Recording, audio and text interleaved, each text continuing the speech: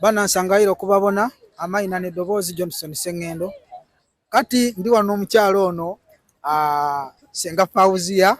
nga yomu ku bakulembeze abatwala banna Uganda wano mu UAE era nga ye vice chairman. Esawa zino yategese yomu ku bategese omukolo ogubadde ogw'amaanyi ennyo nga abasoga bonna bakuŋŋaanye wano okubaako ebigambo bye bakola ate n'okwerondamu obukulembeze obw'enjawulo. Njagala esawa zino atuwe brief information kye kibaddewo ate era kiki ekisuubira okuddawo naye ng'osookako yanjula mannya.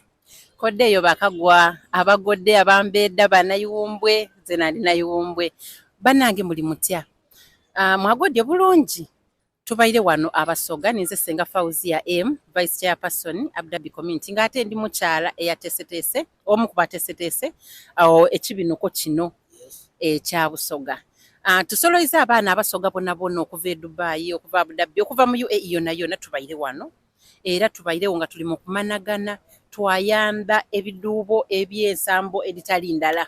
era tubairewo n'okulya tulirala tukyaziza lata baba waife His Excellency the Ambassador of the Republic of Uganda in the UAE Mwami Kibedi. Yes, tubaire nayo olunaku olwaleero lwano tubaire mu kumanagana tubaire mu kuteesa mu nkulankulana ey'abasoga nga ife nga kino kijja kuyamba ku Abu Dhabi okuba ntusobola okusolonza obubinja obw'endawulo buti abasoga tumaze okubategeera tujja kukola database yaife tegeere nti omusoga abawale ku Alwada owundi abawale ku Electra owundi aba namba y'esimu neno waafuna obuzibu bwonna kiba kitwanguyira okutegeera nti omusoga ali wale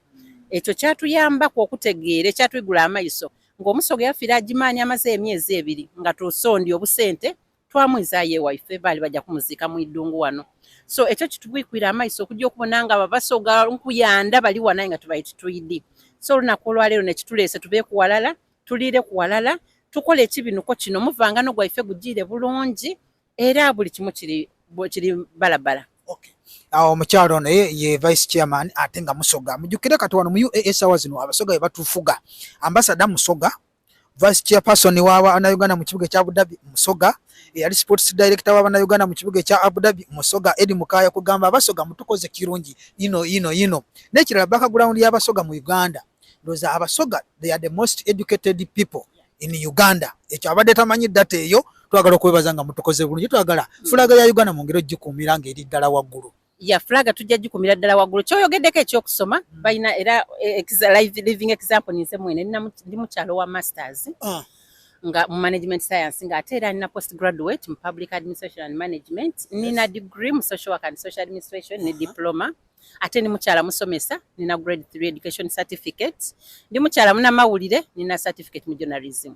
so abasoga ni kwawo twetegeera wano kale tukoba nti tutegeera kwa namwetano we bakoba but ife tukiikiriza twasobola okukalculating abatukoba bali batya ife twajja mu maiso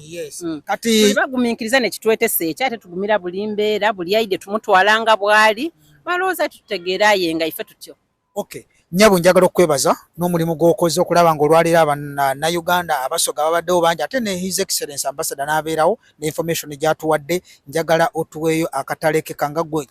vice chairperson mu community yonna kakiko yinzo ga abana Uganda nga nkusiibula. Okay, akataleke kanja ku summarizing speech ya baba akobye sente daida diriyo ai tulina okuba kibinja tukole oba bakala tukole business tuje tulete sente edo nga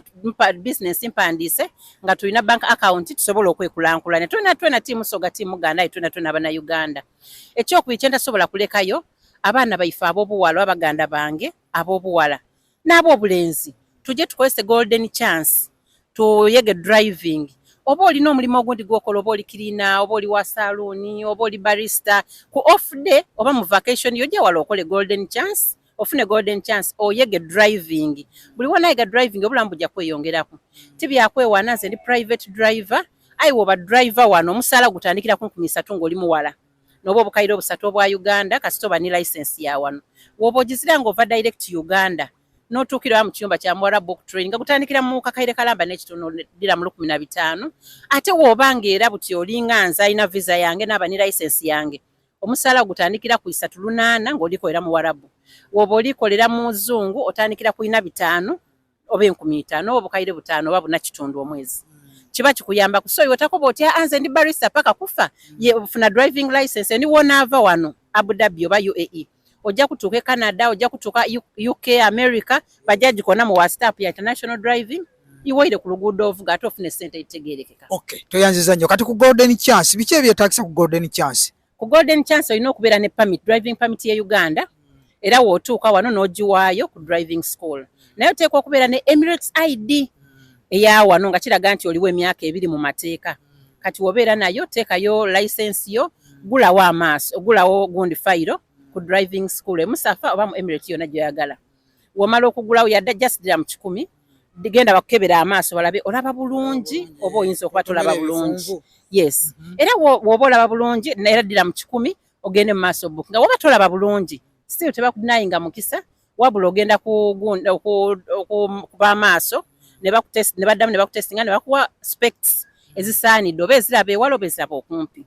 Kati era n'ogenda mu maaso. Era license ye fuluma eri special nga kuliko kagalubindi ako. Era singa omunamateeka yenna oba sayidi akukwata ku luguudo nga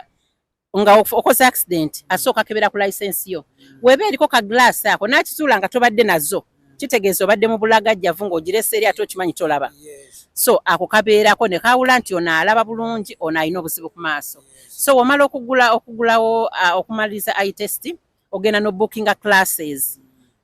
notegera sente mmeka buli hour aba 2 hours notegera nti topics ziba 8 nzimaze theory n'ogikola kasitoma logikola test ya theory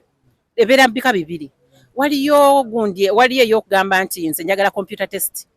eyo ogenda wali computer n'okola objectives bye twakola ng'emu secondary n'obimala woba togisobola ng'era tewasoma tofaayo waliwo ka chance akalala genda ku bagita unavailable test nga kati woli mukumbuuza bwotyo ombuuza kano ka sign kaaki ka U-turn kano kaaki ka roundabout wembiyita ng'ogamba oyise ng'ate mbookinga gwe bayita instructor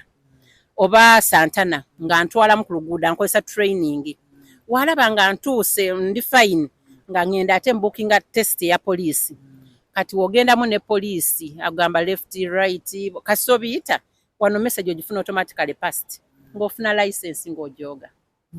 Yes. Webale nnyo webaddala bannaye oyo omukulembeze ateekwa okubeera ng'ali wero informed. Twagala okwebaza nnyabo okubeera ng'otuwadde information ennungi. Kale gwe wenna yandagadde okwefunira driving license, funa driving license ojoge wano mu UA. Johnson Sengendo Wento wembasiibudde mubeere bulungi mweraba.